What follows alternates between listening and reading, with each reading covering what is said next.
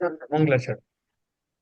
ओम नमः सिद्धेभ्य जय श्री ओम नमः सिद्धेभ्य जय श्री ओम नमः सिद्धेभ्य। मंगलम भगवान वीरो मंगलम गौतमो गणी मंगलम कुंद कुंदाद्यो जैन धर्मोस्तु मंगलम। सर्वमंगल मांगल्यम सर्व कल्याण कारकम प्रधानं सर्वधर्माणां जैनं जयतु शासिनं। जैनं जयतु शासिनं जैनं जयतु शासिनं। डॉक्टर उज्ज्वला शाह द्वारा रचित कर्णान योग परिचय हम लोग पढ़ रहे हैं। और गुणस्थान क्या होते हैं, इसके पहले हमने वो प्रतिमाओं का स्वरूप पढ़ा। तो जो 11 प्रतिमाएं हैं श्रावक की, वो क्या होती हैं। और मैंने ये भी बताया आपको कि वो अ, व्रत प्रतिमा से लेकर के दूसरी प्रतिमा से लेकर के और 11 प्रतिमा तक निरंतर संयम में बढ़ोतरी तो होती है। भावों में भी परिणामों में भी फर्क आता है। लेकिन फिर भी वो जिस लेवल पर गुण स्थानों का परिवर्तन होता है वो लेवल नहीं आता। क्योंकि अभी वस्त्र आदि से सब संयुक्त है, वो गृहस्थ अवस्था में ही है। क्योंकि नेक्स्ट गुण स्थान जो आने वाला है वो मुनियों का है।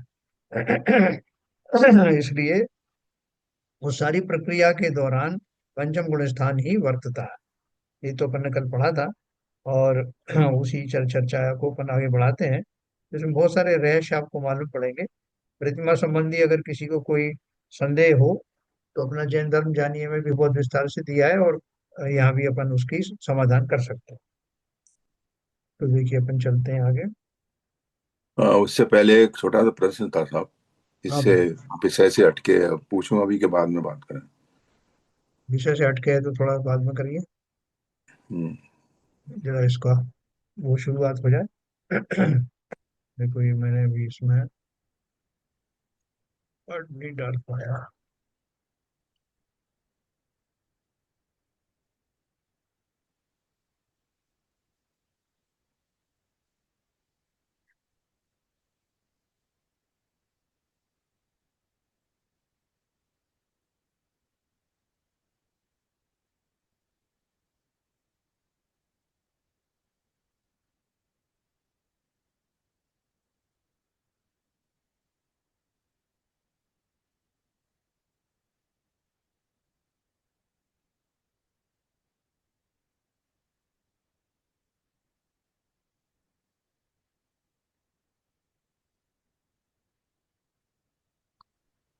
तो कौन से पेज पे थे हम लोग।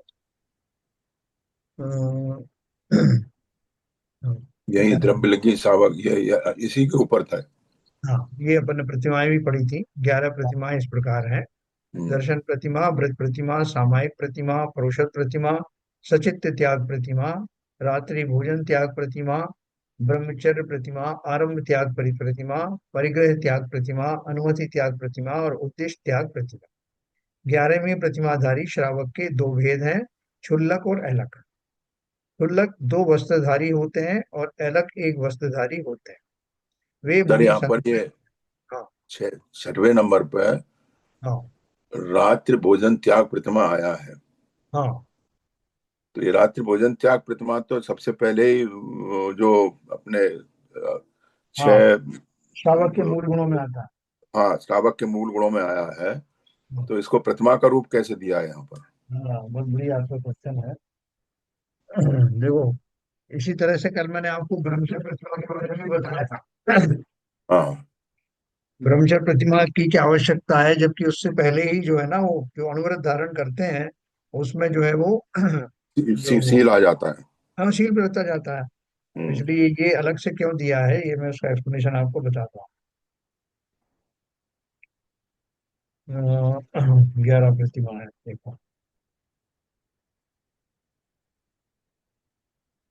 और उसका नाम भी एक अलग दिया हुआ है छठी प्रतिमा का, वो आपने देखा होगा। दिवा मैथुन त्याग प्रतिमा। हाँ, देखो इसमें ये है।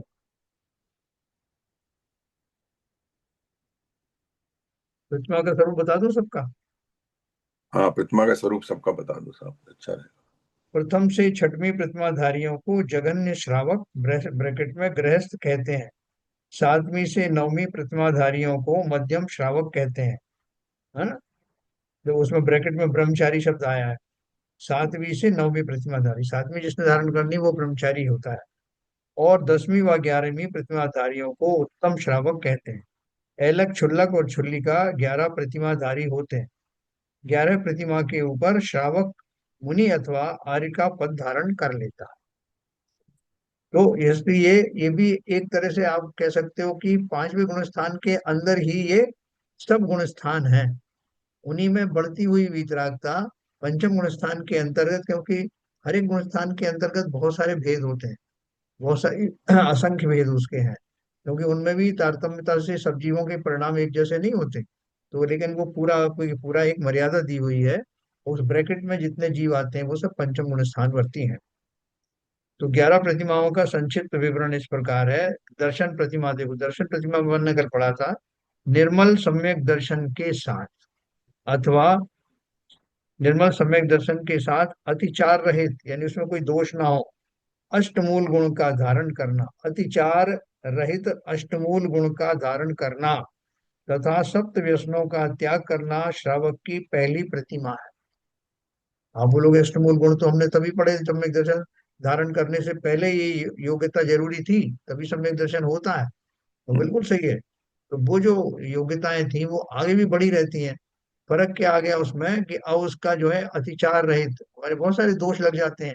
जैसे हमने रात्रि में भोजन का त्याग किया है, रात में फिर बहुत सारे लोग पानी भी पीते हैं, बहुत सारे लोग कुछ जो फरारी चीजें खा लेते हैं, तो ऐसे कुछ कुछ दोष लगते हैं ना। हम्म। लेकिन वो सम्यक दृष्टि जीव होने के बाद बहुत स्ट्रिक्ट हो जाएगा, वो पांचों प्रकार के आहारों का त्याग हो जाएगा, जल का त्याग हो जाएगा, और अपना किसी तरह का और अन्न वगैरह तो सवाल ही नहीं कि अन्न के अलावा जो फ्रूट वूट खाते हैं वो भी नहीं खाएंगे।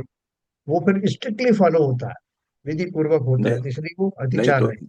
नहीं तो ये जो चतुर्थ गुण स्थान में ही ये क्या नाम है, ये सारी रेस्ट्रिक्शंस आ जाती हैं मतलब। हाँ हाँ, वहां तो आ ठीक। जाती है, यहाँ संकल्प पूर्वक होता है, इसीलिए वहां पे अवृत्ति कहते हैं ना, अविरत।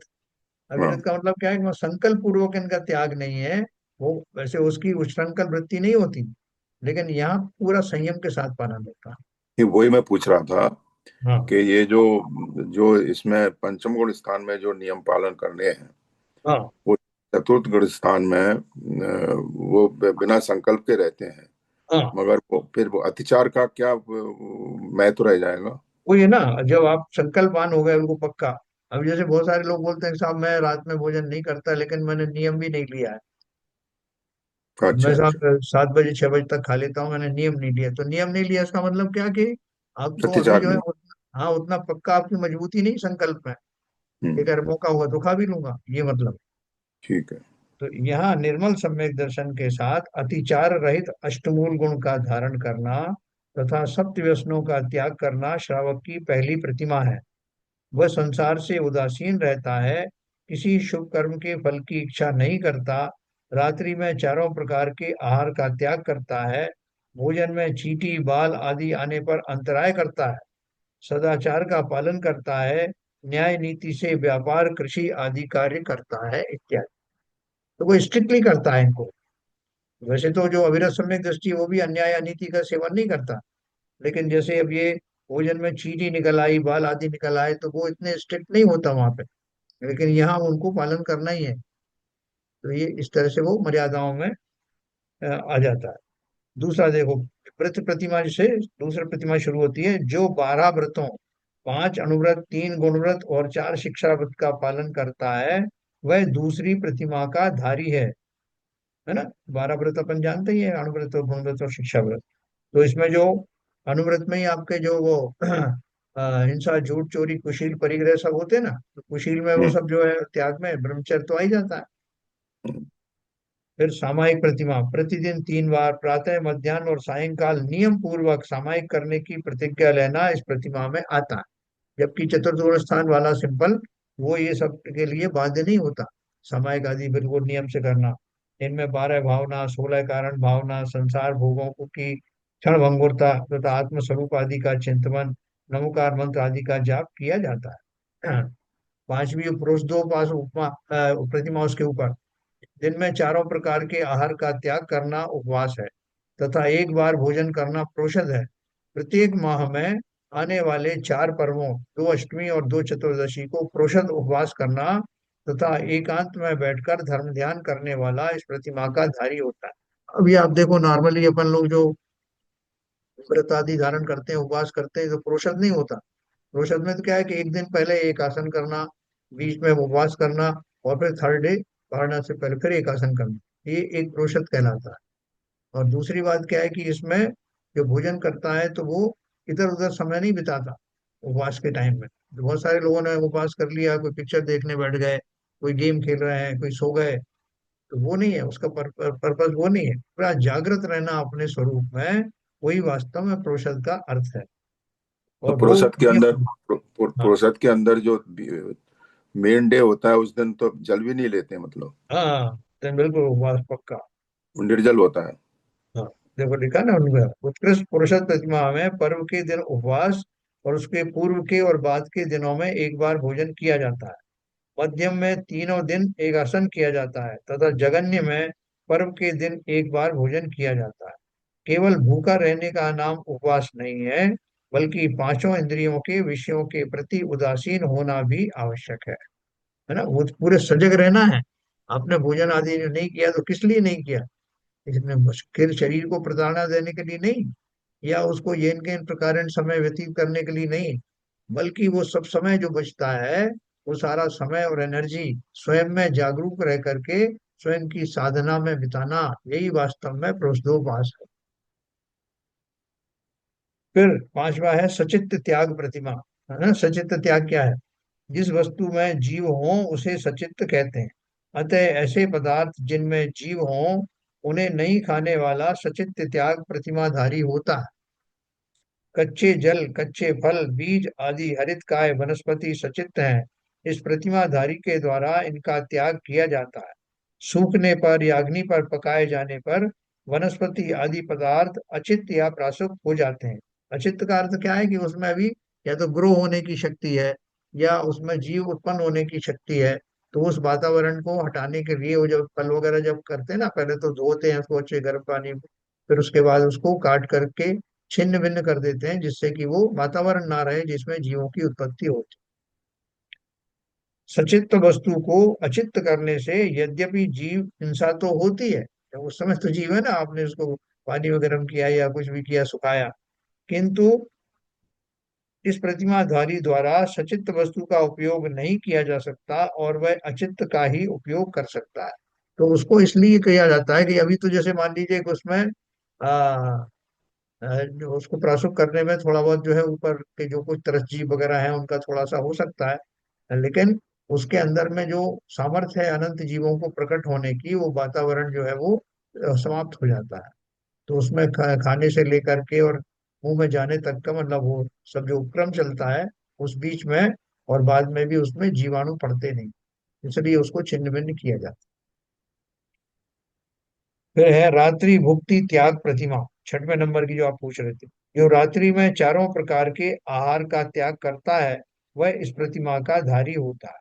भोजन करने का समय सूर्यास्त से 2 घड़ी पूर्व। देखो अपन इतने स्ट्रिक्ट नहीं होते ना, जैसा बहुत सारे हमारे एमपी में तो बहुत सारे लोग बोलेंगे बिल्कुल सूरज ढल गया उसके बाद भी हल्का सा उजाला रह गया तब भी वो कहेंगे अरे अभी तो उजाला है साहब, खा लो खा लो खा लो, चालू करो। बल्कि डेली ऐसे ही होता है।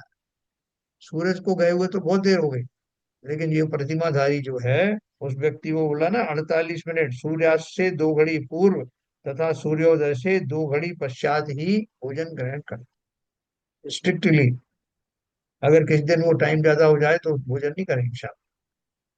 दूसरे व्यक्ति को रात्रि में भोजन कराने का त्याग। देखो ऐसे स्ट्रिक्टनेस आ जाती है ना, कि साहब हम तो नहीं खा रहे लेकिन बच्चों को तो खिला रहे हैं।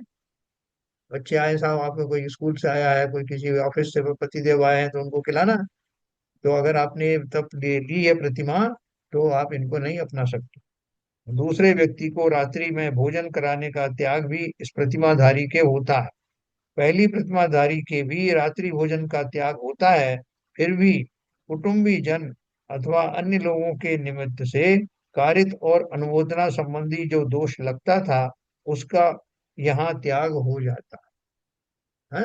वहाँ थोड़ा उतना स्ट्रिक्टनेस नहीं, जैसे जैसे प्रतिमाएं आगे बढ़ती हैं वैसे स्ट्रिक्टनेस आती चली जाती। जैसे जैनेतर समाज के व्यक्ति द्वारा यदि श्रावक धर्म अंगीकार किया जाता है तो उसे प्रथम प्रतिमा में रात्रि भोजन त्याग करना कठिन होता है। इसी से छठवीं प्रतिमा में सभी प्रकार के रात्रि भोजन का त्याग कहा है। चार प्रकार के आहार का विवरण अपन ने पढ़ा है ना, हे ले पेय और उपादेय। फिर देखो इसी पर प्रतिमा को दिवा मैथुन त्याग प्रतिमा भी कहा है। उक्त छठी प्रतिमा का दूसरा नाम दिवा मैथुन त्याग प्रतिमा भी है, क्योंकि दिन में काम सेवन का उसको पूर्ण त्याग रहता है। इसलिए वो उसमें वो दोनों एडिशनल चीज है। फिर सातवें नंबर पर है ब्रह्मचर्य प्रतिमा। काम सेवन से पूर्णतया विरक्त होकर अपनी पत्नी तथा अन्य सभी स्त्रियों का त्याग करना ब्रह्मचर्य प्रतिमा है। सातवीं प्रतिमा से पहले जो है स्व स्त्री का को की स्वीकारी है, स्वीकार्यता है। लेकिन सातवीं प्रतिमा अनवर्ट तो स्व स्त्री को का भी त्याग हो जाता है। फिर आठवीं है आरंभ त्याग प्रतिमा। आरंभ किसे कहते हैं? जो अपन कार्यकलाप करते हैं ना, आजीविका तथा गृह कार्य संबंधी सभी क्रियाओं का त्याग करना आरंभ त्याग प्रतिमा कहलाता है। इस प्रतिमा का धारी हिंसा के कारण हिंसा के जो कारण खेती, नौकरी, व्यापार आदि कार्यों की सभी क्रियाओं का त्याग कर देता है। वह धार्मिक कार्य, पूजन आदि कर सकता है, परंतु जीविका उपार्जन हेतु कोई क्रिया नहीं करता। अरे बहुत सारे आपको लोग मिलेंगे ऐसे कि सब वो नियम संयम भी धारण किया हुआ है, बल्कि वो सात्विक प्रतिमा धारण की हुई है उन्होंने, और उसके बाद भी वो घर गृहस्थी में बहुत इंटरेस्ट लेते हैं। कोई कैंटीन चला रहा है, कोई कुछ चला रहा है, अपनी धन कमाने की उनकी लालसा समाप्त नहीं होती। जबकि ब्रह्मचारी को क्या चाहिए, लेकिन वो चलती रहती। तो ये आरंभ त्याग प्रतिमा में क्या है कि वो और भी आगे की बात है कि वो भोजन बनाना करना संबंधी जो व्यापार करना तो छूट ही जाता है, भोजन में भी बहुत उनका लिमिटेड रहता है। यहाँ तक तो वो भोजन स्वयं भी बनाता है। नौकरी, व्यापार आदि कार्यों की सभी क्रियाएं त्याग कर देता है। जीविका उपार्जन हेतु कोई क्रिया नहीं करता है, वह अपने पूर्व संचित धन से ही अपना जीवन निर्वाह करता है।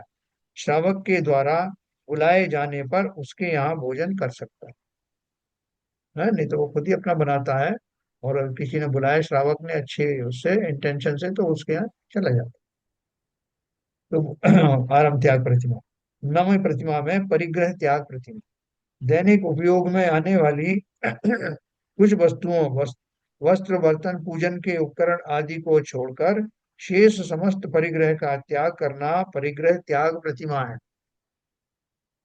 यह प्रतिमाधारी घर का त्याग कर देता है ना, नवी प्रतिमा, और संघ या धर्मशाला में रहता है। वह श्रावक द्वारा निमंत्रित करने पर भोजन ग्रहण करता है। परिग्रह के 24 भेद हैं, अंतरंग 14वां, बाह्य 10, इनका वो त्याग करता है। उसके और डिटेल है, आप उसमें देख लेना, पेज 279 पर दिया है। फिर अनुमति त्याग 10वें नंबर की प्रतिमा, देखो कैसे इंपॉर्टेंट है। इस प्रतिमा का धारी अपने परिजन या अन्य व्यक्तियों को खेती, व्यापार, विवाह आदि संसारी कार्यों के संबंध में अनुमति या सलाह नहीं देता है, और अनुमोदना भी नहीं करता। इससे क्या है कि वो सब विकल्पों से बच जाता है। जो बोले साहब उनसे पूछ लेते हैं, उनको बता देते हैं, तो उनको विकल्प होता है। जब उन्होंने ये त्याग ही दिया तो भैया मेरे से मत पूछो यार, तो उलझन में नहीं फंसते हो, वरना लोग उनके पास जाते हैं। तो वो समस्त राग द्वेष तो होते ही है ना, बातों को सुन करके निर्णय लेने में, सलाह लेने में, वो सबसे बच जाते हैं। फिर 11वीं प्रतिमा देखिए, उद्दिष्ट आहार त्याग प्रतिमा। उद्दिष्ट का अर्थ होता है जिसका विचार किया गया हो या जो नियत किया हुआ हो। दाता और पात्र की दृष्टि से उद्दिष्ट आहार दो प्रकार का होता है। दाता यदि दोषयुक्त आहार साधु को देता है तो वह दाता संबंधी उद्दिष्ट आहार है। यदि पात्र अर्थात साधु या व्रती अपने लिए आहार बनवाए अथवा आहार के उत्पादन संबंधी कोई विकल्प करे तो वह पात्र संबंधी उद्दिष्ट आहार है। यानी दो तरह से हुआ ना। एक तो वो है कि वो जो पात्र है उसने ये सोच करके ही बनाया है, साधु ने उसमें कोई सहमति नहीं दी, लेकिन उसने बनाए इसलिए है कि साधु को देना। अब देखो कितनी कितनी गहराई तक अंतराय होते हैं। तो एक तो वो है। या उसको आहार जो दिया है उसमें उसने बिना देखे बिना सौदे कुछ दिया है, तो उसमें भी जो है वो दोष लगता है। उसमें कहाँ से दोष लगा कि उसने जो दिया जो दोष है, तो वो पात्र अर्थात वो दाता संबंधी उद्दिष्ट आहार है। यदि पात्र अर्थात साधु या व्रती अपने लिए आहार बनवाए। बहुत सारे अगर बोल देते कि भैया देखो ऐसा है, आज मेरा केश लॉन्च हो रहा है, तो कल जरा थोड़ा सा अच्छा नींबू वीबू के इंतजाम करना, थोड़ी ठंडाई वंडाई बना लेना, या ऐसा बना लेना भोजन, या हरी मिर्च थोड़ी ज्यादा डाल देना, या इस कर देना, या गरम गरम बनाना। ऐसा कोई भी डायरेक्टली या इनडायरेक्टली किसी तरह का इंडिकेशन देना या भोजन में रुचि दिखाना, ये उद्दिष्ट आहार त्याग प्रतिमा में अतिचार है। ठीक है, तो ये इस तरह से दूसरा उसके हाँ। दूसरा आपने बताया ये कि अगर वो जो पात्र आहार बना रहा है हाँ। वो अपनी तरफ से बनाता है तो वो उद्दिष्ट आहार है। हाँ, वही सोच को बनाता है। देखो अपन ये सब तो करते ही हैं, सारे लोग करते हैं। भगवान उनका चौका लगाना है, तो महाराज का आहार हो रहा है। हाँ। आज महाराज आ रहे हैं तो उनका चौका लग रहा है, तो ये उद्देश्य पूर्वक हो रहा है ना। कौन से महाराज आ रहे हैं, उनका आहार का चौका लगना है, तो ये उद्दिष्ट है। लेकिन क्या है, अब ये मजबूरी बन गई। किस लिए बन गई है कि पहले के जमाने में जो भोजन बनाया जाता था गृहस्थ श्रावक के अपने लिए बनता था, और उसी में से जो है पड़गा करके कोई मुनिराज यदि कोई आता था उसको दिया जाता था। लेकिन आज वो परिपाटी रही नहीं, तो इसलिए है तो इसमें अतिचार कि हम उन महाराज विशेष के लिए बना रहे हैं। लेकिन ये काल की काल दोष समझो, जो भी समझो कि आजकल श्रावक के यहाँ तो ऐसा घर में बनता नहीं रोज शुद्ध आहार, तो वो पर्पसली जो है उनके लिए ही बनाया जाता। नहीं तो आज तो 100% सिचुएशन यही रहती है सर। ठीक है। हाँ। चाहे चाहे कोई भी मुनि है, साधु है, चतुर्मास भी अगर कर रहा है कहीं भी, तो वो जो आहार बन रहा है तो वो चौके लग रहे हैं, उन्हीं के हिसाब से लग रहे हैं। 100 100 150 चौके लगते हैं और एक जगह हाँ, आहार होता है। और उनको भी मालूम है, महाराज को भी मालूम है। नहीं मतलब वो तो सर्व विदित है हाँ। ना। हाँ। सर्व विदित है। तो जो वहाँ उसके टीन के सेट बना के वो सब आहार बनाने के लिए व्यवस्थाएं की जाती हैं, सारे लोग पहुंचते हैं, तो ये तो उसी में उद्दिष्ट आहार में ही आते हैं सभी। हाँ, तो उसमें देखो, अभी आप 46 प्रकार के अंतराय होते हैं, दोष होते हैं। आप भगवती आराधना में पढ़ेंगे, मूलाचार पढ़ेंगे, तो आपको ये सब बहुत डिटेलिंग में मिलेगा, बहुत डिटेल हम्म। में। हम्म। लेकिन क्या है कि ये जो कुछ भी अब मजबूरी कह लो या जो कुछ भी चल रहा है, उसमें दोष तो लग रहे हैं। तो उसमें दोष लगने के बाद भी अपन इतना तो कर सकते हैं कि वो साधु या मुनिराज भोजन में रुचि ना लें। जो प्रक्रिया चल रही वो तो चल रही है, ना वो रुचि लें उसमें, ना ही अपनी तरफ से डायरेक्शन दें, ना ही अपने चेलों के थ्रू ये कहलवाएं कि उन्हें क्या बनना चाहिए क्या नहीं होना चाहिए। इतना तो स्ट्रिक्टली वो कर सकते हैं आज भी, वो करते भी होंगे। नहीं तो तो आजकल उनके जो हाँ, चेले आते हैं वो तो बोलते हैं कि ये बनाओ वो बनाओ, ये करो वो करो। अब उनके माध्यम से वो स्वयं अपना पेट भरते होंगे। महाराज को तो अब उनके सब रसों का त्याग है, और ये बोल देते हैं कि आज फलाना महाराज के लिए ये बनाना है वो बनाना है। तो आजकल क्या बड़ा डाइल्यूशन हो गया है हर चीज में। आप कुछ नहीं कह सकते क्या विचार चल रहे हैं। हाँ, अभी जो पैसा इकट्ठा होता है, जो कलश आरोपण करते हैं, कलश जो स्थापना की जाती है, या जो पंच कल्याणक होते हैं उनसे जो धन आता है, वो धन जो स्ट्रिक्टली वो जो धार्मिक कार्यों में ही लगना चाहिए, और जहां पे बोली हुई वही होना चाहिए। लेकिन उसमें क्या क्या होता है, कौन कौन ट्रस्टी है, वो कौन कहाँ उसको खर्च करता है, कहाँ उसको कंज्यूम करता है, वो सब जानते हैं। तो एनीवे, तो उद्दिष्ट आहार त्याग प्रतिमा, जो अपने घर को छोड़कर मुनि संग में दीक्षा ग्रहण करके साधना करता है, उद्दिष्ट आहार का त्याग करता है, निमंत्रण से आहार स्वीकार नहीं करता है, आहार हेतु याचना नहीं करता है, दिन में एक बार आहार ग्रहण करता है, खंड वस्त्र धारण करता है, वह इस 11वीं प्रतिमा का धारी होता है ना। आप देखो ये 11वीं प्रतिमा जो बताई है, वो बिल्कुल एक स्टेप पहले की है, मुनि बनने से एक स्टेप पहले की। जैसे मुनि को आप आज निमंत्रण दे के आओगे, महाराज कल मेरे यहाँ भोजन करना, तो निमंत्रण दिया है ना साहब, बोले नहीं, निमंत्रण से नहीं आते लोग, फिक्स कर देते हैं, मैच फिक्स हो जाता कि कल महाराज का फलानी फलानी जगह भोजन होगा। लोग अपनी निमंत्रण पत्रिकाएं निकाल देते हैं रिश्तेदारों को कि भैया आज फलाने आचार्य का मेरे यहाँ भोजन है, आप आइए। तो किसने बताया तुम्हें कि उनका है? जबकि महाराज का तो क्या है कि अनिश्चित रहना चाहिए। वो तो मेहमान जैसे होते हैं ना, जिनको अतिथि कहते हैं, कि उनकी कोई तिथि नहीं कि कहाँ कब किसका चौका में, वो सब विधि मिल जाएगी वहां करेंगे। और अगर पहले से निर्धारित हो गया सब, तो उसका अर्थ क्या है कि कोई विधि नहीं, करना उन्हें वही है। यानी बहुत विवेक पूर्वक साधु बनने से पहले अपने स्वयं से विवेक से चर्चा वो करना, और उसके बाद बन जाने के बाद पूर्णतः उसका पालन करना। जब इतने बड़े पथ पर चल पड़े हैं, तो क्या वो जानो अपनी जो जिज्ञा इंद्रिय है उसके ऊपर कंट्रोल कैसे नहीं कर सकते? बहुत सारी चीजों पर कर सकते हैं, वृत्तियों पर कंट्रोल कर सकते हैं कि मेरा बिल्कुल फिक्स नहीं होगा। मतलब ये लोग चौका लगाए खड़े हुए हैं, 100 100 150 150 लोग इसी उम्मीद में कि हमारे आएंगे, और पहले ही से मैच फिक्स हो गया। ये ठीक नहीं है। तो बहुत सारे जो है वो उसका पालन करते हैं, और कहीं कहीं नहीं भी होता, काल दोष कहो कुछ भी कहो।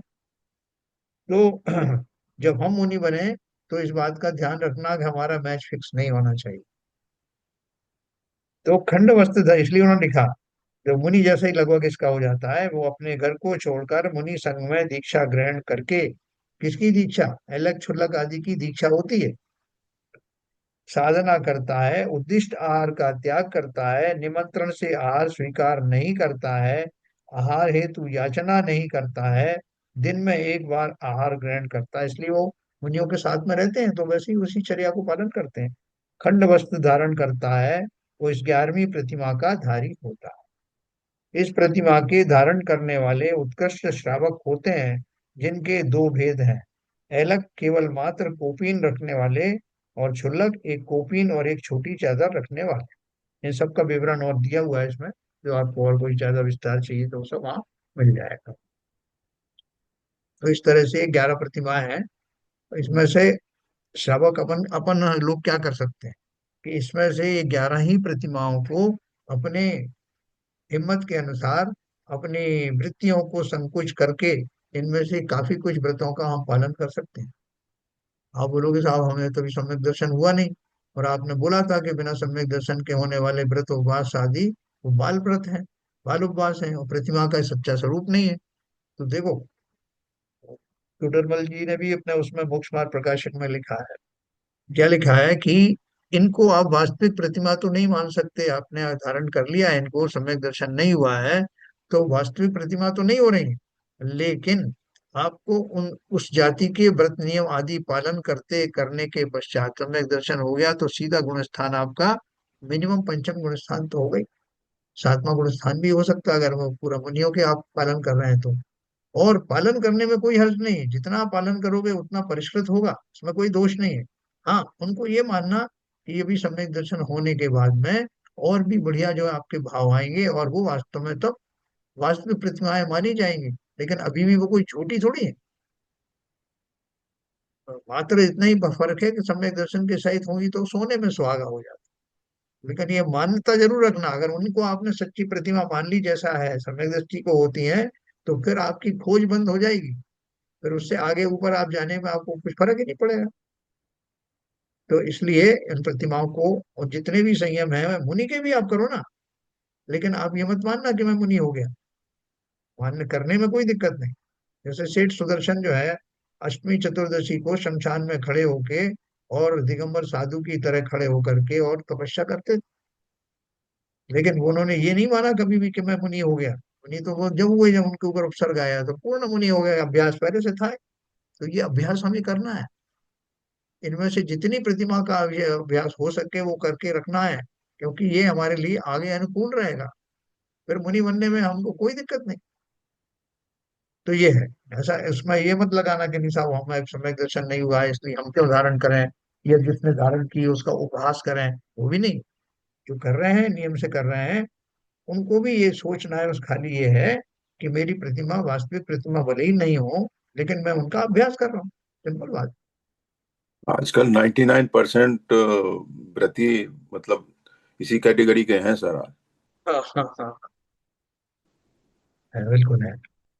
तो चलो, अगर इस बहाने से कुछ भी वो संयम आदि पालन नहीं कर नहीं, रहे वो हैं। संस्था के अनुमोदना के पात्र तो है ही। हाँ हाँ। कि आपने जो इसकी बैकग्राउंड बताई कि उसको इन प्रतिमाओं में जो संकल्प दिए हैं उनको धारण करने में कोई हानि नहीं है, तो ये हाँ, इससे उत्कृष्ट विचार ही पैदा होंगे। तो ये बात क्लियर हो गई। ठीक है।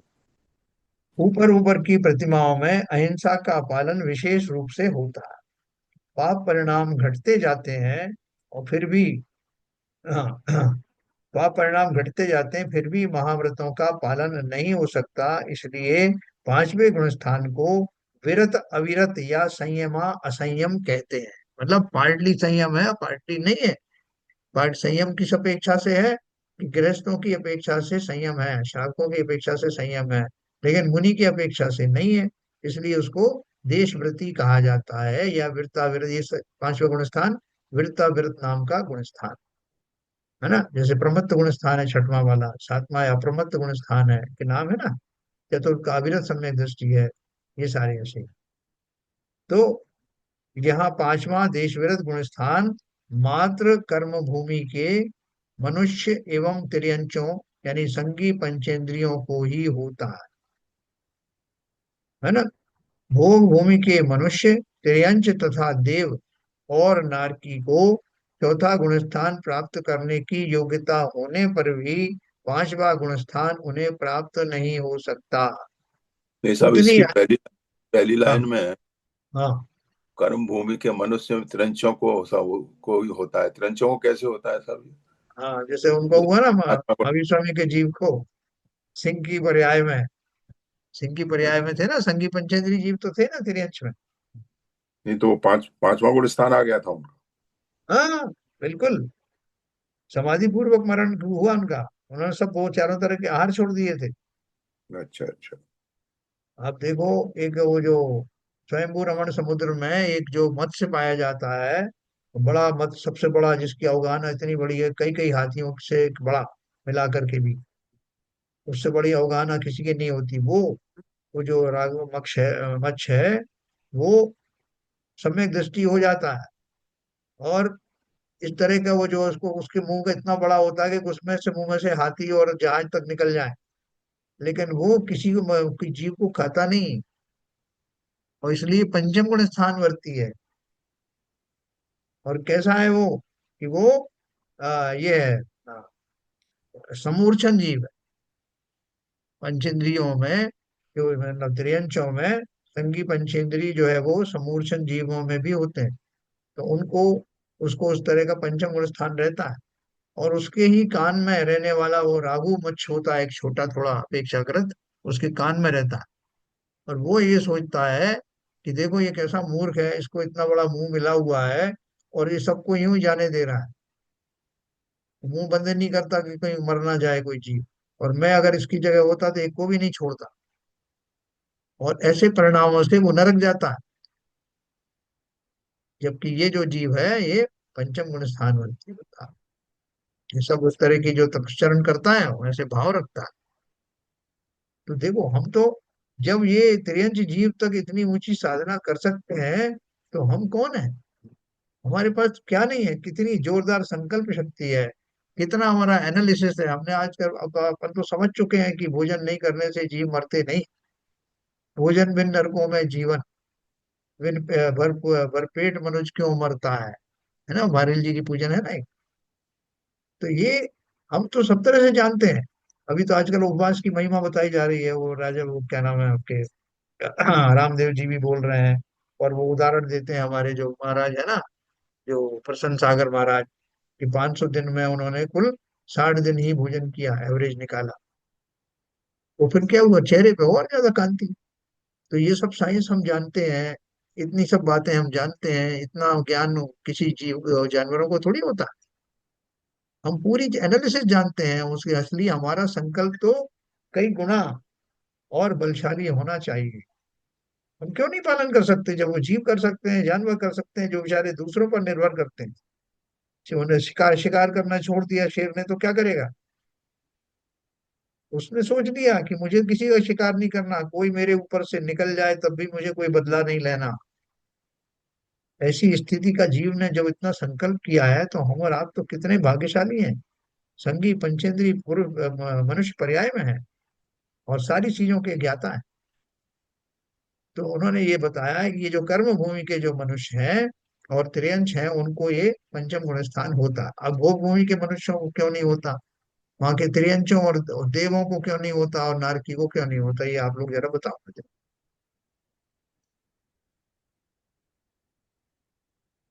तुम संयम नहीं रख सकते वो लोग। हाँ, संयमान नहीं रखा जा सकता, क्यों? संयम क्योंकि का वो, वहाँ हाँ, संयम का वातावरण ही नहीं है। अभी देवों की बात करें, अपन देवों से शुरू करें, तो देव जो है उनको भोजन करना छोड़ सकते हैं क्या? वो उपवास वगैरह धारण कर सकते हैं? नहीं कर सकते साहब, वहां तो ऑटोमेटिक होता है, अमृत अपने आप ऑटोमेटिक। गिरता है। हाँ, वो आप शटर लगा नहीं सकते गले में, यस। तो इसलिए वो नहीं कर सकते। नारकियों को भी ऐसी कोई सुविधा है नहीं, वहां तो वैसे ही भोजन नहीं मिलता, नहीं, सवाल ही नहीं। और क्षुधा इतनी ज्यादा होती है। तो और वहाँ के जो भोग भूमि के जो मनुष्य आदि हैं, उनको भी सब कल्प वृक्ष आदि का जो है वो सब उनका अरेंजमेंट अपने आप ही रहता है। ऑटोमेटिक रहता है। तो देखो, सिर्फ एक कर्म भूमि के जो मनुष्य और तिर्यंछ हैं पंचेंद्रिय वाले, उनको ही ये फैसिलिटी है। तो बहुत कितनी बड़ी जामे। फैसिलिटी, हाँ। कितनी बड़ी फैसिलिटी, हमको आपने उसका उपयोग किया क्या? हम तो उसका दुरुपयोग कर रहे हैं। तो देखो, वो भूमि के मनुष्य, त्रियंच तथा देव और नारकी को चौथा गुणस्थान प्राप्त करने की योग्यता होने पर भी पांचवा गुणस्थान उन्हें प्राप्त नहीं हो सकता। उतनी अधिक आत्म स्थिरता करने की पर्यायगत योग्यता उनके नहीं होती। इसलिए देखो, अभी जो जीव कोई बीमार पड़े, बीमार हो गए, तो बहुत सारे लोग बोलते हैं कि भैया मर जाए तो अच्छा है। तो हमारे यहाँ वैराग्य भावना में कहा है ना कि जीने की ना हो इच्छा, मरने की हो ना वांछा। इसका अर्थ समझना कि मुझे शरीर के देह से राग नहीं है, कि शरीर बना रहे, इसका राग नहीं है, और इससे द्वेष भी नहीं है। क्यों? क्योंकि मनुष्य पर्याय में मिला हुआ ये शरीर संयम में साधक भी हो सकता है, होता ही है। इसलिए अगर इसकी कोई मामूली उसमें कुछ विकार आ गए हैं, तो उनकी ठोक पीट करके औषधि आदि के द्वारा या यथा योग्य उपाय के द्वारा उसको स्वस्थ किया जा सकता है। और स्वस्थ करने के बाद में, ये गृहस्थों की बात कर रहा हूँ, इवन इवन मुनियों की भी, मुनि भी आहार इसलिए लेते हैं कि भाई वो शरीर चलता रहे, तो इस पर्याय में कम से कम संयम आदि धारण होता रहे। अगली पर्याय का क्या ठिकाना है, केंद्रीय में चला गया जीव कहीं, या देव में चला गया, तो वहां भी कोई संयम नहीं है। इसलिए संयम वाली इस देह का बिना किसी उसके मोह के कारण नहीं, कि बहाना तो ये लगाया कि संयम पालन के लिए मैं शरीर को पोषण कर रहा हूँ, लेकिन संयम पाले ही नहीं है। तो वो नहीं होना चाहिए। अपने को अपने प्रति ऑनेस्ट रहना है पूरी तरह से। जैसे भोजन आदि के लिए मुनिराज जो है वो आहार जो ग्रहण करते हैं, वो मात्र इसलिए कि शरीर टिका रहे, संयम बना रहे। लेकिन उसी को अगर वो उसका विषय बना ले कि शरीर है तो जो जबरदस्त जो भी भोजन मिलता है उसको उदरस्त करो, गरिष्ठ से गरिष्ठ भोजन करो, अच्छे अच्छे पकवान खाओ, अगर ऐसा भाव रखा तो वो मान दूषण का कारण बनता है। तो ये बोल रहे हैं, नारकी को चौथा गुणस्थान प्राप्त करने की योग्यता होने पर भी पांचवा गुणस्थान प्राप्त नहीं हो सकता। उतनी अधिक आत्मस्थिरता करने की पर्यायगत योग्यता उनके नहीं होती। हम और आप कर सकते हैं अभी इसी वक्त, ऐसा जो है आत्मस्थिरता ला सकते हैं। लौकिक में हम देखते हैं कि दया, दान, व्रत, पूजा, यात्रादि करने वाले को धार्मिक कहा जाता है। लोगों को बाह्य त्याग की ही महिमा आती है ना। हम किसे बोलते हैं साहब, अरे वो बड़े धार्मिक है साहब, हर कभी तो वो व्रत कर लेते हैं, हर कभी पूजन करने बैठ जाते हैं, विधान करते रहते हैं, और यात्राएं करते रहते हैं साहब, कितने तीर्थ तो करते रहते हैं, थोड़े दिन भी खाली नहीं बैठते। तो अगर उनको बहुत धार्मिक कहते हैं। लोगों को बाह्य त्याग की ही महिमा आती है ना। देखो क्या बोला, लोगों को बाह्य त्याग की ही महिमा आती है। अंदर अंतरंग में कौन कितना धार्मिक है ना तो हमें मालूम है, और ना ही हम उसके ऊंचे परिणामों की बहुत प्रशंसा करते हैं कि साहब असली धार्मिक तो ये है, देखो ये कहीं जाते नहीं, आते नहीं, अपने काम में लगे रहते हैं सिद्धार्थ। अरे साहब तुम क्या कर रहे हो, असली तो वो है जो देखो उन्होंने वहां पे वो करवाया, अनुष्ठान करवाया, उन्होंने वहां पे विधान करवाया, वो कितने जो यात्राएं करवाई। तो कहने का अर्थ क्या है कि व्यवहार में तो बाहर से जो दिखता है उसी को धार्मिक माना जाता है, उसे ही व्रत संयम नाम दिया जाता है। कौन से गुण स्थान में किस प्रकार के शुभ या अशुभ भाव हो सकते हैं, इसे जानने के बाद हमारी समझ में आता है कि कषायों की मंदता या तीव्रता पर गुण स्थान निर्भर नहीं है। ये बात बहुत ध्यान से समझना। कषायों की मंदता या तीव्रता पर गुण स्थान निर्भर नहीं है, उन पर वे अनुबंधी है कि अप्रत्याख्यान है, इस पर भी निर्भर नहीं है ना। कषायों की जाति ही अलग है, हो सकता है कि मिथ्यात्व गुण स्थान वाला कोई जीव अति मंद कषाई, समाधानी वृत्ति वाला, पाप भीरु और व्रतों का पालन करने वाला हो। इससे विपरीत पांचवें गुण स्थान वाला कोई जीव व्यापार आदि उद्यम करता होगा, युद्ध भी करेगा, उसके स्त्री पुत्र आदि परिवार भी होगा, सांसारिक कार्यों में उलझा हुआ भी दिखेगा। इसलिए बाह्य आचरण से उसके गुण स्थान का अनुमान हम नहीं कर सकेंगे। ऊपर ले लीजिए थोड़ा। एक सेकंड। तो इसका अर्थ क्या हुआ कि वो कोई और तरीका है जिससे ये निर्णय होगा कि कौन सा गुण स्थान आया। कषायों को एक साइड में रखते हुए बाकी और फिर क्या चीज है, वो कौन सा पैमाना है, कौन सा बैरोमीटर है जिससे कि उसके गुण स्थान कौन सा है इसकी गणना की जाती है। तो वो बोल रहे हैं आगे से वो समझना।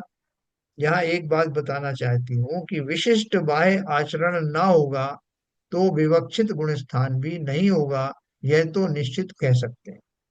जिसे बाह्यतः अनुव्रत नहीं है वो पांचवें गुण स्थान में नहीं हो सकता, है ना। एक तो ये बात है कि वो जो उसके योग्य, उस गुणस्थान के योग्य जो आचरण है उनका होना तो परम आवश्यक है।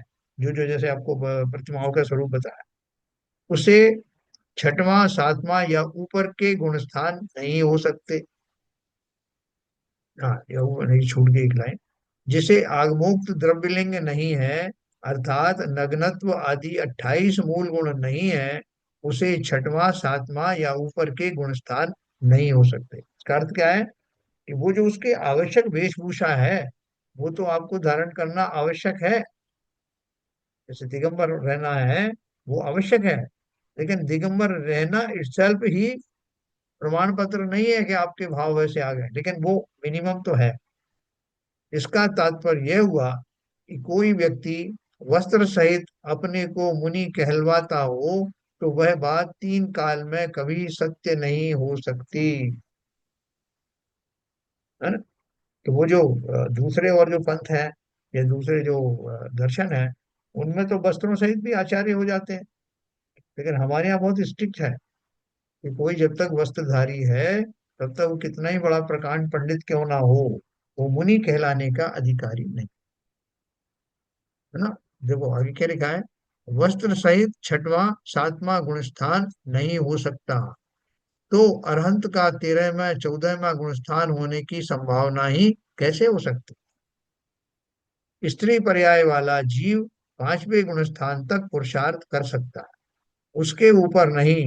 इसलिए स्त्री को मुनि पद, अरहंत अवस्था, मोक्ष पद उसी पर्याय में प्राप्त होना संभव नहीं। भविष्य में पुरुष पर्याय प्राप्त करके वह जीव मोक्ष प्राप्त अवश्य कर सकता है ना। जैसे सीता जी का जीव है, अभी वर्तमान में वह प्रत्येंद्र है 16वें स्वर्ग में, और वहां से निकल करके और वो गणधर बनेगा रावण का। और गणधर तो आप जानते ही हो कौन होते हैं, उनको फिर वो केवल ज्ञान होगा, वो भी मोक्ष जाएंगे। तो कहने का अर्थ क्या है कि जो जिस भूमिका में है, जिस जिस भूमिका में जिस बाह्य आवरण, बाह्य आचरण और बाह्य स्वरूप की आवश्यकता है वो तो आपको करना आवश्यक है ही, लेकिन उस पद को शोभित करने के लिए अंतरंग में वैसे भाव होना भी अनिवार्य है। आहार संज्ञा यानी वासना छठवें गुण स्थान तक है। आहार आदि कब तक होता है, छठवें गुण स्थान तक। सातवें से उसका अभाव रहता है। तो 13वें गुण स्थान वाले अरहंतों को कमलाहार मानना कितनी बड़ी भूल है, यह बात ख्याल में आएगी। ये उन्होंने ये बात यहाँ पे क्यों कही है, क्योंकि वहाँ श्वेतांबरों में ऐसी मान्यता है कि वो जो अरहंत है वो भी भोजन ग्रहण करते हैं। कमलाहार, जैसे कमलाहार मतलब जैसे हम लोग भोजन करते हैं उस टाइप से ग्रास सहित। तो बोले कि वो जब आहार संज्ञा ही समाप्त हो गई छठवें गुण स्थान में ही, तो 13वें गुण स्थान वाले के कहाँ बची। वस्त्र सहित मुनिपना मानना, स्त्री पर्याय में मोक्ष मानना, केवली के कबलाहार मानना तो महान मिथ्यात्व है। शास्त्र में इसे गृहीत मिथ्यात्व कहा। सर्वप्रथम गृहीत मिथ्यात्व छोड़े बिना अग्रहीत मिथ्यात्व छूट नहीं सकता। मतलब ऐसे गुरुओं को जो नग्न दिगंबर नहीं है, इनकी चर्याएं शास्त्रोक्त विधि के अनुसार नहीं है, उनको आप गुरु नहीं मान सकते। सुदेव गुरु कुशास्त्र जिनमें वैराग्य से भरी हुई बातें नहीं लिखी, जिनमें राग आदि का विशेष वर्णन हो, वो सब शास्त्र भी सही शास्त्र नहीं। और देव तो अपन मानते ही हैं कि जो गोपियों के साथ में जो रहते हैं, जो राधा रमन हरि गोविंद जय जो जो उस तरह की बात होती है, जो शस्त्रों सहित हैं, वस्त्रों सहित हैं, स्त्री सहित हैं, वो कैसे भगवान हो सकते हैं?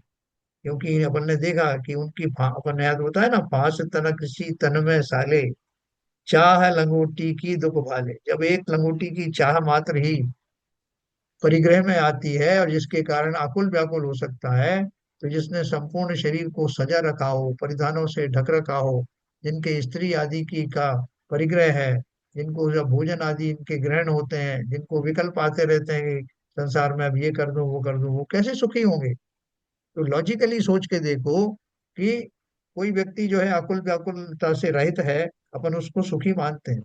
लेकिन जिसने पूरी सृष्टि चलाने का ठेका ले रखा हो, उसकी आकुलता व्याकुलता कितनी होगी? तो वो सुखी कैसे होगा? इसलिए हर चीज को लॉजिकल लगा करके देखना। तो इसलिए बोल रहे हैं कि ऐसा लॉजिक लगा के ऐसे गुरु, शास्त्र और देव को वास्तव में नहीं मानना है और ना ही उनकी बातों को फॉलो करना है। नहीं तो वो गृहीत मिथ्यात्व के सेवन में आएगा। तो ये सर्वप्रथम गृहीत मिथ्यात्व छोड़े बिना अगृहीत मिथ्यात्व नहीं छूटता। हाँ।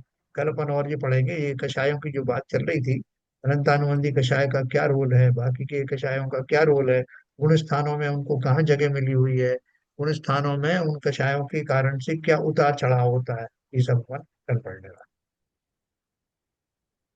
अभी आप कुछ प्रश्न पूछ रहे थे सीवी जॉन साहब। मैं एक प्रश्न पूछ रहा था कि जब एक जीव पर्याय बदल के दूसरे पर्याय में जाता है तो मैक्सिमम 3 समय में दूसरी पर्याय में पहुंच जाता है। हाँ। तो जब गर्भ में पहुंचता है तो उस पुद्गल शरीर में फिर 2 आत्माएं हो जाती हैं। हम्म। तो वैसे तो पुद्गल शरीर में अनंत जीव वास करते हैं, हाँ। मगर वो उस पुद्गल शरीर में अंदर नहीं रहते हैं, मतलब उस शरीर से चिपके जरूर रहते हैं। मगर ये जो जीव है वो शरीर का पार्ट हो जाता है। जैसे गर्भ में जब जो जीव जाता है उसका जो फूड फीडिंग है वो उसी पुद्गल शरीर से होता है। हाँ, तो नए जीव के आत्मा के प्रदेश भी वो मूल जीव के आत्मा के प्रदेशों में समाहित रहते हैं क्या? बिल्कुल रहते हैं। देखो, आपने अभी बात करी कि जो जो औदारिक शरीर है, उस औदारिक शरीर के आश्रय से कितने निगोदिया जीव, कितने त्रस्त जीव हमारे शरीर में रहते हैं। जी हाँ, आपकी वो तो है। आंतों में जीव रहते हैं, आपके खून में जीव रहते हैं, आपके एक एक पार्ट में जीवों से ठसाठस भरा हुआ है। जी हाँ। तो उनको पोषण कहाँ से मिलता है? इस शरीर से ही मिलता है। जी। जैसे रक्त में रहने वाले हैं, उनको वो रक्त उनके लिए पोषण का काम करता है। आंतों में रहने वाले हैं, वो आंतों से उसमें उस खींचते हैं अपना अपने अपने भोजन। तो वो इसी शरीर से उनको जाता है। वो माता जो है, जैसे माता के शरीर में आया तो माता का भी शरीर है ना, वो शरीर हम्म। से पोषण मिलता है। बस फर्क इतना है कि वो एक इंद्रिय जीव होते हैं तो वो उनको डायरेक्ट चूसते हैं, अपना उनका लेपाहार होता है, वो सीधा वो एक इंद्रिय शरीर होता है उससे खींचते हैं। जबकि वो जो शिशु वगैरह होता है तो माता की नाल से जुड़ा होता है, खाली वो मेथड अलग हो सकता है भोजन ग्रहण करने का, लेकिन उसी शरीर के माध्यम से ही उनकी पोषण होता है। और वो सब जीव जो हैं जितने, वो आत्मा रहित थोड़ी है। तो जितने खून के रक्त के अंदर हैं, जो मैल के अंदर हैं, वो सारे जीव समूचर जीव हैं। उनका उनकी भी आत्मा है ना। नहीं तो वो तो ये उन जीवों की आत्मा के प्रदेश भी इस माता के पूरे शरीर में समाहित रहते हैं कि उनका एरिया उतना ही रहता है जितना उतना एरिया उतना ही रहता है। एरिया अपने स्व क्षेत्र में, स्व क्षेत्र में जितने क्षेत्र में वो है उतने क्षेत्र में उसका वो रहेगा। मगर जो नया जीव उसके गर्भ में आया है हाँ। उसका स्वक्षेत्र तो उसकी माता का भी स्वक्षेत्र पूरा एक ही हो गया ना। नहीं, एक ही नहीं होगा। देखो, वो जो शिशु पल रहा है, जैसे गर्भाशय में वो है तो गर्भाशय एक तो क्षेत्र वो हो गया उसका। माता हम्म। के संपूर्ण शरीर में उसकी आबू प्रदेश नहीं है, तो गर्भाशय हो, और गर्भाशय में भी उतने लिमिटेड पोर्शन में जितने में वो उसका शरीर है।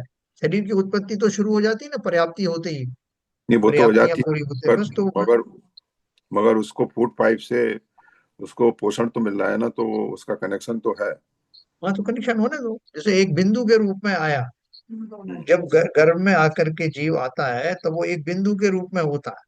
तो उस जी। बिंदु के आकार में जितना शरीर है उतने में ही उसके आत्म प्रदेश संकुचित रहते हैं। तो दूसरा प्रश्न ये उठता है, हाँ जिन जो जीव क्या कहते हैं गर्भ से पैदा नहीं होते हैं, हाँ अंडाशय से होते हैं, अंडों से होते हैं, हाँ उनकी क्या प्रक्रिया रहती है? जैसे मुर्गी का अंडा है, मुर्गी के हाँ। उससे होता अपन चार तरह के होते हैं ना, गर्भज है, अंडज है, और ये पोतज है। ऐसे तीन चार तरह के जीव बताए ना अपन। है। अच्छा तो अच्छा। अंडज, हाँ, अंडज जीवों को अपन ये मोर नहीं, मोरनी है, ये जो है बहुत सारे जो जीव हैं उनके होता है। पंचेंद्रीय जीवों, तो उसमें सब पूरा डिटेल है। गर्भज जीव कौन है और ये सब जीव कौन से हैं, समूल जीव कौन से हैं, वो सब उसमें आपको मिल जाएगा। ये ठीक है। चलिए कल अपन फिर इसको आगे पढ़ते हैं। तो अपनी जो कषाय हैं तब तक संभाल के रखना, कल काम आएंगी। हाँ। क्या ललित जी, ठीक चल रहा है अभी? अब कोई दिक्कत तो नहीं आ रही ना समझने में? सही चल रहा है, सही चल रहा है। अ- ठीक। अच्छा, वो जो अपनी वो पुस्तक है ना, पंचलब्धि, हाँ हाँ अगली जी। अगली पुस्तक यही लेना है क्या? हाँ, पंचलब्धि लीजिए सर। तो ये आप जरा उसमें ललित जी, जैसे इसको डाला था ना पीडीएफ, हाँ इसको भी जरा डाल देना। हाँ ठीक। चलिए, मेरे हिसाब से तो ये रिवीजन अच्छा हो रहा है, और ये हमें आगे बिल्कुल। भी बहुत काम आएगा, इससे मतलब ये चीजें बहुत जरूरी है सर। क्या नीरजा जी, फायदा हो रहा है कुछ नहीं इससे, रिवीजन से? अच्छा लग रहा है। दूसरों को व्रत आदि पालन करते देख के भी अच्छा लगता है। और उससे जी। एक फायदा ये कि अपन तो बच गए ना, इसी को लगाओ काम कौन किसको काम पे लगा सकता है सर? पे। आप देखो, वहाँ ब्यारा में हम कभी जाते थे दर्शन करने, जब मैं काकरा पार में था, तो वहां पर जो पर्यूषण के टाइम में वेदी के सामने एक व्यक्ति को बिठा दिया जाता था पूजन के समय में। और लोग पूजन को, इतनी स्त्रियां वगैरह सब पूजन करते थे, और वो उसको अर्घ उससे चढ़वाते थे। एक आदमी नीचे बैठ रहा, उससे कहते अरे चला, गोला चढ़ा, बोले चढ़ा। तो सारे लोग मिलकर उसके पीछे पड़ जाते हैं, मैं चढ़ा तो रहा हूँ, अभी तो इससे निपटा हूं। तो उसके माध्यम से लोग करते थे, उससे चढ़वाते थे सामूहिक रूप से। तो मतलब वो रोबोट की तरह काम करता था। तो ऐसे ही देखो, हमारी जो अनुमोदनाएं हैं, अनुमोदना उसी नहीं, उसी व्यक्ति तक सीमित नहीं है कि हम सब मुनिराज की अनुमोदना बहुत करते हैं, लेकिन हम स्वयं मुनि बनने की भावना नहीं करते, ऐसा नहीं। हमारी अनुमोदना में ये भाव अवश्य छिपा रहना चाहिए कि आज नहीं तो कल मैं भी इसी स्थान पर हूँ। चलिए, समय हो गया। जिनवाणी स्थिति है।